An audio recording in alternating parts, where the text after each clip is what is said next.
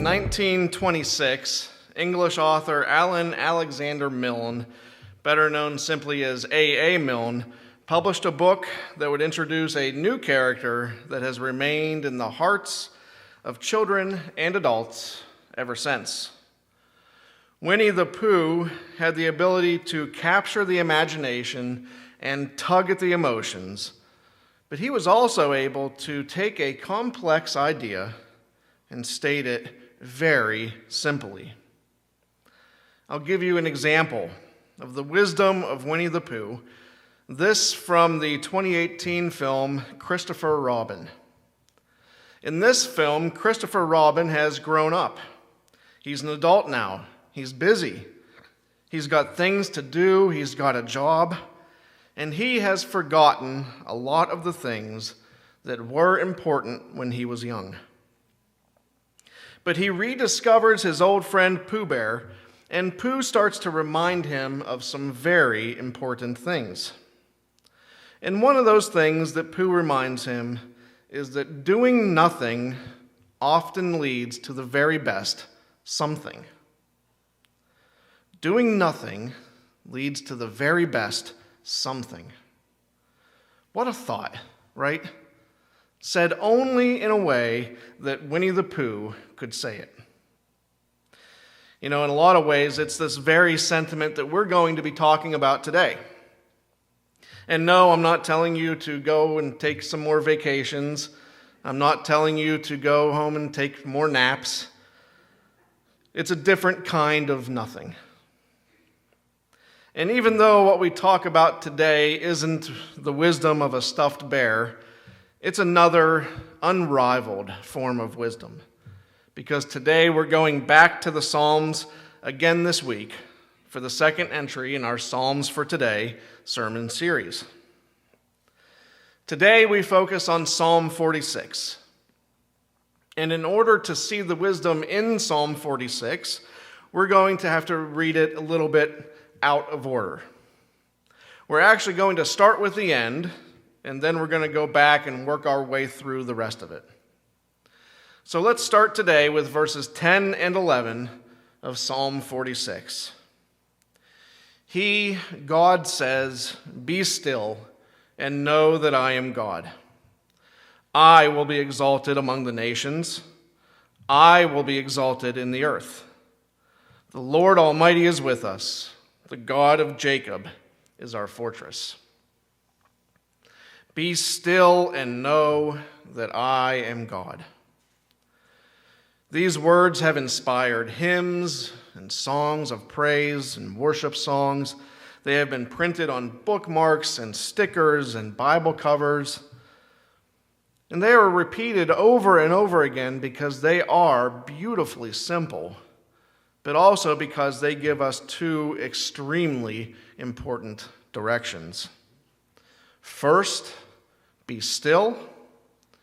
Second, know that I am God. And so what we're going to do today is really dive into these two instructions. We're going to look at what it means to be still and when we need to be still. And we're going to look at what it means to know that God is God. And so let's begin with being still. Let's read the first 6 verses of Psalm 46. God is our refuge and strength, an ever-present help in trouble. Therefore we will not fear, though the earth give way and the mountains fall into the heart of the sea. Though its waters roar and foam and the mountains quake with their surging, there is a river whose streams make glad the city of God, the holy place where the Most High dwells. God is within her, and she will not fall. God will help her at break of day.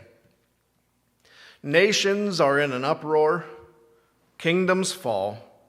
He lifts his voice, and the earth melts.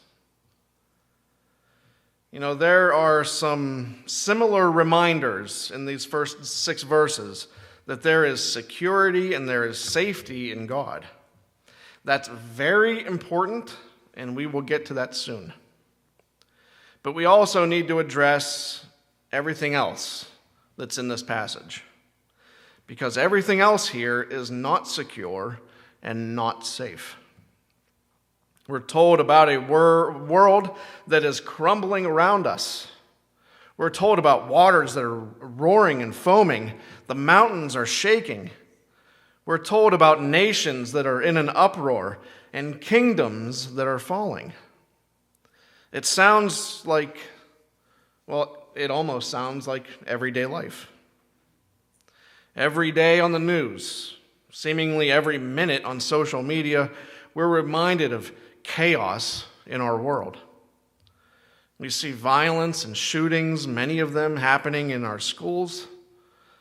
There are wars that are currently being fought, and there is the fear of further conflict. We have another election season coming up, and unfortunately, far too often, that means months of vitriol, arguing, and blaming each other. And that's all outside of the church. We can't ignore the unrest that is happening within our church. Our very own denomination has experienced tension and turbulence over the recent years. And by the way, if you're not already, I'll ask you again to please be in prayer for General Conference that is happening as we speak. All this raging and turbulence in life, it reminds me very much of our reading from Mark just a little bit ago. Because the disciples were in the middle of raging, turbulent waters. And can you picture what they were doing in that boat? Because I picture panic, high tension, lots of movement, battening down the hatches or whatever one does in the storm on the water. And I think that's evident in their accusation towards Jesus in that moment. Probably the only one of them that is sitting still, and actually not even sitting still, he's sleeping. They wake him up and they confront him with, "Don't you care if we drown?" Now, not that we ever need any help being more like the disciples, because we're good enough at that on our own. We are so often encouraged to be just like the disciples in that boat. We are urged, we are encouraged to spring into action and to take sides, to say or to type the first thing that comes to our minds. And as Jesus rebukes the wind and the waters, I think his rebuke equally applies to the disciples in that moment. I think it applies to us as well. Quiet. Be still. Be still and know that I am God. I often use the New International Version translation for our scripture readings on Sunday mornings. It's just what I'm familiar with and what I understand the best. But sometimes I think it helps to look at a variety of translations to get a feel for what's being communicated in that text. So I want to do that this morning with you all. I want to take a look at what some other translations say about being still. The Christian Standard Bible says, "Stop fighting." The Common English Bible says, "That's enough." The Contemporary English Version says, "Calm down." God's Word translation says, "Let go of your concerns." The Legacy Standard Bible has, "Cease striving." The Message says, "Take a long, loving look at me." The New Life Version says, "Be quiet." Are we getting the picture? In the middle of everything that is not peaceful, what is our immediate response? Because we seem to have this knee-jerk reaction to get up and do, whatever we can. What are we doing? We don't know. Why are we doing it? Because we need to do something.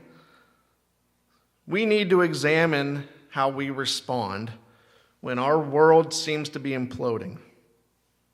What is the first thing that we do when nations are in an uproar, when kingdoms are falling, when seas are tossing? Because meeting panic with panic, meeting fear with fear, does not reflect what Jesus says in the middle of the storm. It does not reflect what Psalm 46 says when the world is crumbling. Be still. But that's only the first part of our instructions.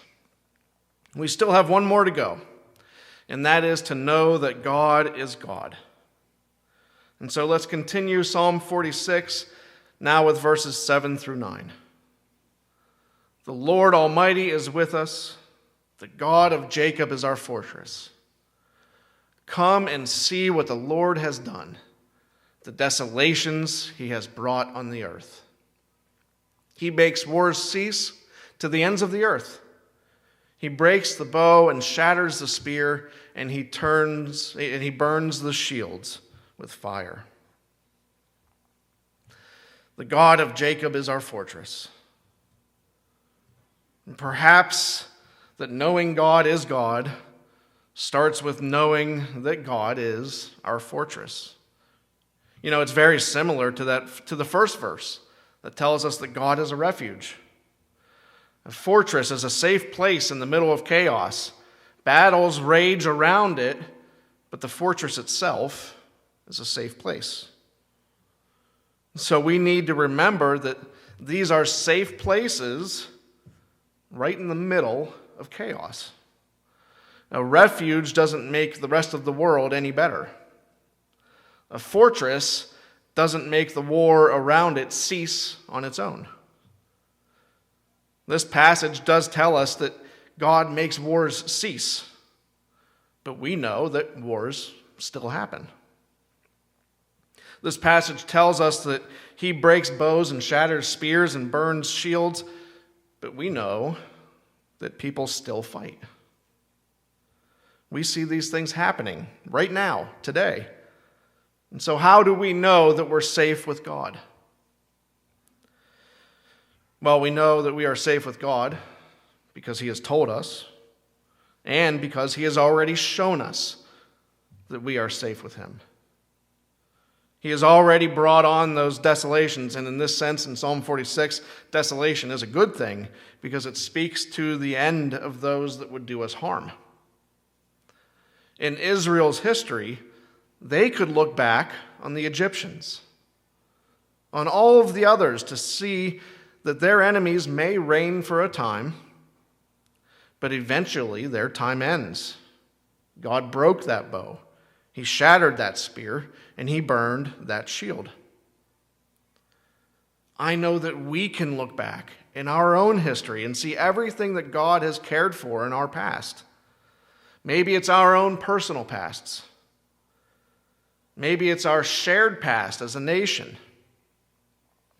God has cared for any number of things in our lifetime and in our history. And if we know that God fought that battle that we fought yesterday, if we know that he is caring now for the battle that we are fighting today and the battle that we are fighting tomorrow, I think we can be still. I think we can slow down. I think we can take a breath and be quiet. And we can know that God is God, that he has cared for us in the past and he will do it again in the future, even if the present might not look that way just yet. I want to end today's sermon with this. We're going to be singing a song in just a few moments that you may know. It's called "The Solid Rock My Hope Is Built." It's a little bit of a remixed version of the classic hymn.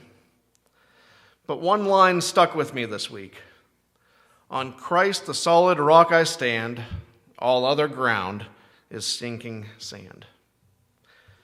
It stuck with me because quicksand is something that has been featured in so many movies and cartoons, and honestly, it's a little bit overhyped.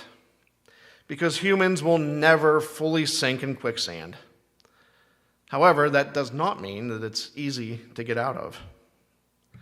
And if you ever happen to find yourself in quicksand, you're going to be tempted to make some pretty big moves to get out of it.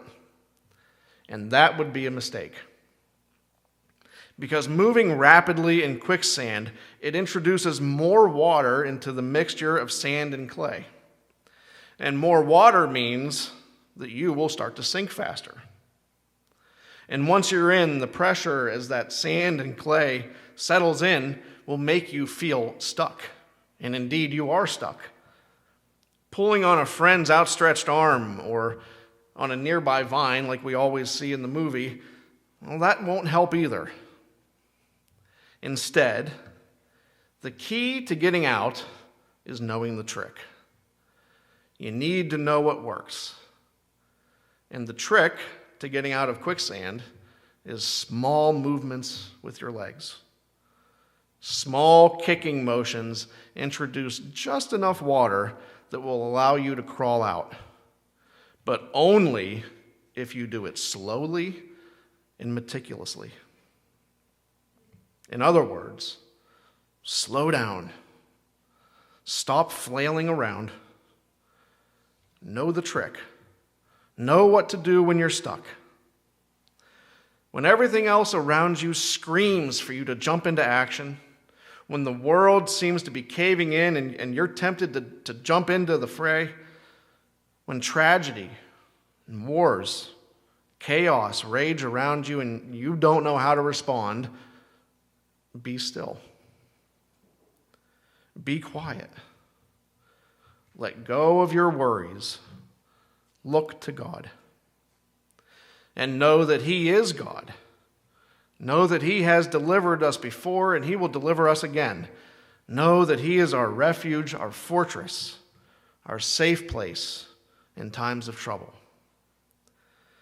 And if that's too many words to remember, well, there is the shorter version. It may not be Winnie the Pooh wisdom, but I think it's a little bit better.